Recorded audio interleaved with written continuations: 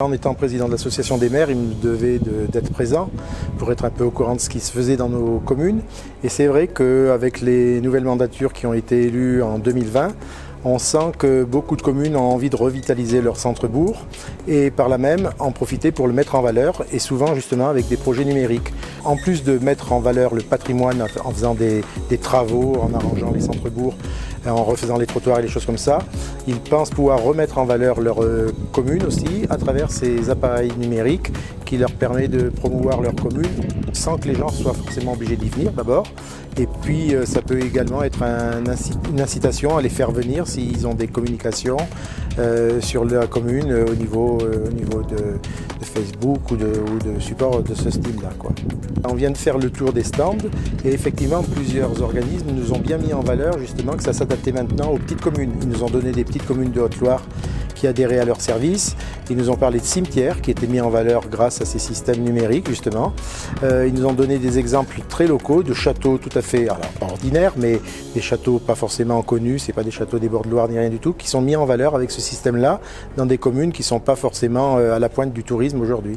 Aujourd'hui, c'est vrai que les priorités, c'est l'eau, l'assainissement, c'est les priorités actuelles. C'est nos budgets qui sont en train de fortement baisser, au moins le budget de fonctionnement dans nos communes. Mais parallèlement à ça, justement, on a envie de dégager de l'argent pour faire des investissements et effectivement, il se fait de plus en plus d'investissements sur le patrimoine, sachant que ce n'est pas la priorité absolue. Il faut bien être conscient que les habitants de nos communes préfèrent avoir des bonnes routes, un bon réseau d'eau, un bon réseau d'assainissement. Mais de plus en plus, cette sensibilité du patrimoine se révèle au travers de nos budgets, effectivement. Cette association, à la totalité, c'est une caractéristique, il y a quelques autres départements comme nous, mais à la totalité des 257 maires qui sont adhérents chez nous, 257 maires sur 257 que compte le département, sont adhérents à l'association des maires de Haute-Loire, ainsi que les 11 présidents d'intercommunalités qui sont également adhérents chez nous. Donc nous, le but de notre association, c'est de rendre service aux maires. Donc ils nous questionnent, soit on a la réponse au niveau départemental où on a 2 personnes, soit on s'adresse directement à l'AMF nationale où ils ont 80 spécialistes et qui ont pratiquement réponse à tous les problèmes des communes. Parallèlement à ça, on est organisme reconnu pour la formation et on assure des formations sur 36 sujets différents. On va avoir une formation sur la gestion des cimetières, on vient d'en avoir une sur les biens de section.